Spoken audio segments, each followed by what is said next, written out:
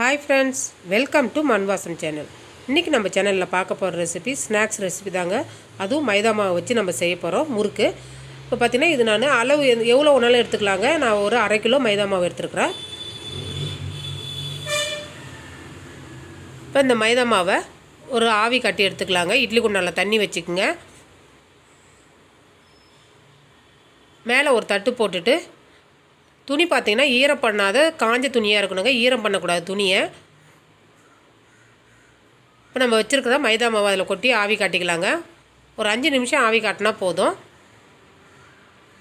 மைதா மாவை அப்படியே சேர்த்திங்கன்னா குழ குழன்னு இருக்கும். நீங்கள் இது மாதிரி ஆவி காட்டு செய்யும்போது சாப்பிடும்போது உங்களுக்கு அரிசியில் செஞ்சுதான் மைதா மாவில் செஞ்சுதான்னு தெரியாதுங்க. அவ்வளோ டேஸ்ட்டாக இருக்கும். மொறு மொறுன்னு கிடைக்கும் உங்களுக்கு முறுக்கு. கொஞ்சம் கூட கேப் இல்லாமல் மூடிடுங்க துணி வச்சு. இப்போ மூடி போட்டு ஒரு 5 நிமிஷம் வேகட்டுங்க. அவ்வளோதாங்க, 5 நிமிஷம் ஆகிடுது. மாவு நல்லா வெந்துடுது. இப்போ ஒரு பிளேட்டில் மாற்றிக்கலாங்க. உங்களுக்கு ஆவி காட்டினதுனால மாவு கொஞ்சம் கட்டியாக தான் இருக்கும். நீங்கள் கட்டியெல்லாம் நல்லா உடச்சி எடுத்துகிட்டு ஜலிச்சு எடுத்துக்கணும். நல்லா சூடு ஆறுறதுக்கு அப்புறம் நீங்கள் கட்டியை உடைங்க. துணி காய வச்சு போட்டதுனால உங்களுக்கு அந்த மாவு ஒட்டாமல் கிடச்சிருக்குது பாருங்கள். இப்போ நல்லா ஆறுனதுக்கப்புறம் நம்ம கட்டிலாம் உடச்சி எடுத்துக்கலாங்க. இது மாதிரி கையால் உடைச்சாலே நல்லா தூள் தூளாக உங்களுக்கு கிடச்சிடும். டக்குன்னு குழந்தைங்க வந்து முறுக்கு கேட்டாங்கன்னா அரிசி காய வச்சு நம்ம அரைக்கணுன்ற அவசியம் இல்லைங்க. வீட்டில் மைதா இருந்தாலே நம்ம முறுக்கு செஞ்சு கொடுத்துடலாங்க. ஒரு 10லேருந்து 15 நிமிஷம் தாங்க ஆகும் இந்த முறுக்கு செய்கிறதுக்கு. நீங்கள் செஞ்சு சாப்பிடும்போது அரிசி முறுக்குக்கும் மைதா முறுக்குக்கும் டிஃப்ரெண்ட்டே தெரியாதுங்க. அதே டேஸ்ட்டில் உங்களுக்கு கிடைக்கும். இப்போ இது மாதிரி கட்டியெல்லாம் கையால் உடச்சி விட்டாச்சுங்க. ஒரு ஜல்லடை வச்சு சலிச்சு எடுத்துக்குங்க.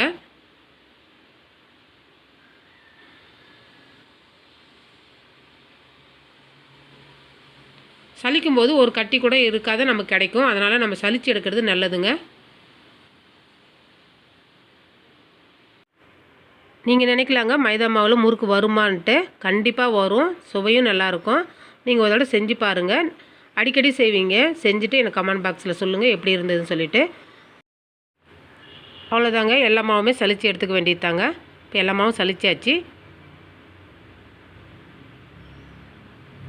இப்போ அதே பிளேட்டில் நம்ம சலிச்ச மாவு எடுத்துக்கலாங்க. திரும்பி பார்த்தீங்கன்னா இப்போ நம்ம எப்படி முறுக்கு செய்வோமோ அதே தாங்க.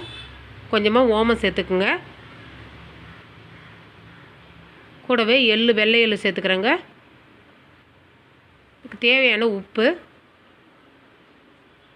நீங்கள் அவிச்சதுக்கப்புறம் மாவு பார்த்திங்கன்னா முறுக்கு மாவு மாதிரியே இருக்கும். எந்த குழப்பமே இருக்காதுங்க உங்களுக்கு. இப்போ தண்ணி விட்டு பிசைஞ்சிக்குங்க. நம்ம எப்பயும் செய்கிற மாதிரி முறுக்கு மாவு எந்த பதத்துக்கு பிசைகிறோமோ அதே அளவுக்கு பிசைஞ்சிக்குங்க.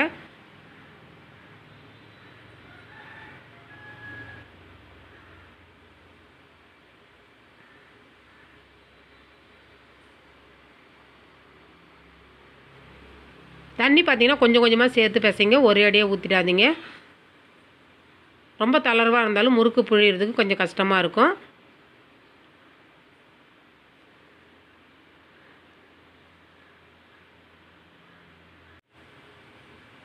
அவ்வளோதாங்க, இந்த அளவுக்கு மாவு பிசைஞ்சு வச்சுக்கோங்க. இதில் வேறு எதுவுமே வெண்ணெய் நெய் எதுவுமே சேர்க்க தேவையில்லைங்க. இதுவே சாஃப்டான முறுக்கு உங்களுக்கு கிடைக்கும். முறுக்கச்சு பார்த்திங்கன்னா நான் 3 கண்ணு உள்ளது எடுத்துருக்கேங்க. நீங்கள் எந்த டிசைனில் வேணாலும் முறுக்கு புழிஞ்சிக்கலாம். மாவு பிசைறதுல மட்டும்தாங்க இருக்குது. மீதி எந்த ஷேப்பில் வேணாலும் நீங்கள் முறுக்கு சுட்டு எடுத்துக்கலாங்க.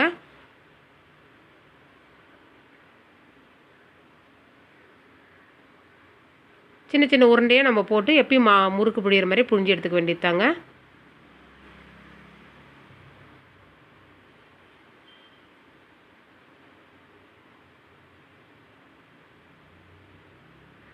நம்ம முறுக்கு புழியும் போது அந்த தட்டில் லைட்டாக எண்ணெய் தடவினீங்கன்னா ஒட்டாமல் எண்ணெயில் விழும். அதனால் கொஞ்சமாக எண்ணெய் தடவிக்குங்க.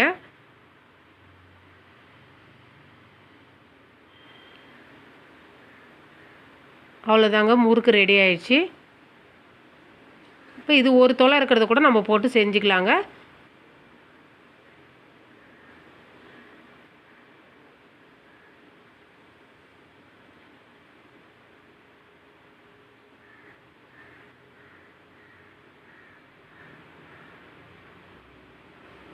அவ்வளோதாங்க. இது ஒத்த பட்டையில் இருக்கும், அது 3 பட்டையில் இருக்கும். அதே தான். இப்போ எண்ணெய் காய வச்சு வச்சுருக்குறேன்.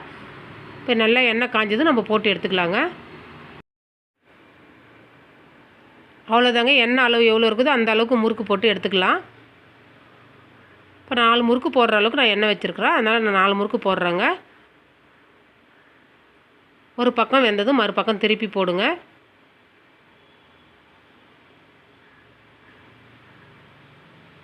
இதுவுமே பொன்னிறமாக ஆகிற வரைக்கும் நம்ம வச்சுருந்துட்டு எடுத்துக்கலாங்க. நல்லா மொறு மொறுன்னு முறுக்கு ரெடி ஆயிடுச்சு.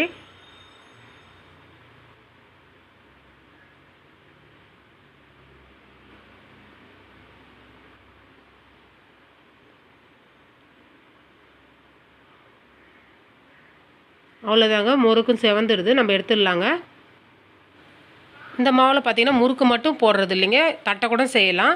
இதே மாதிரி கடலப்பருப்புலாம் சேர்த்துட்டு கடலப்பருப்பு கருவேப்பிலெலாம் சேர்த்துட்டு நீங்கள் தட்டை சுட்டு கூட எடுக்கலாங்க. சூப்பராக இருக்கும் இந்த மாவில்.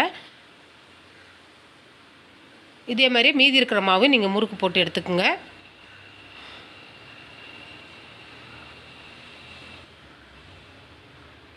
பார்க்கும்போதே பாருங்கள், நல்லா சூப்பரான முறுக்கு. அரிசி மாவில் கூட இவ்வளோ அழகாக வராது. சூப்பராக முறுக்கு ரெடி ஆகிடுச்சு. இந்த ரெசிபி பிடிச்சிருந்துன்னா மண்வாசம் சேனல் லைக் பண்ணுங்கள், ஷேர் பண்ணுங்கள், கமெண்ட் பண்ணுங்கள், சப்ஸ்கிரைப் பண்ணுங்கள். பக்கத்தில் இருக்க பெல் ஐக்கானையும் கிளிக் பண்ணுங்கள். தேங்க்யூ.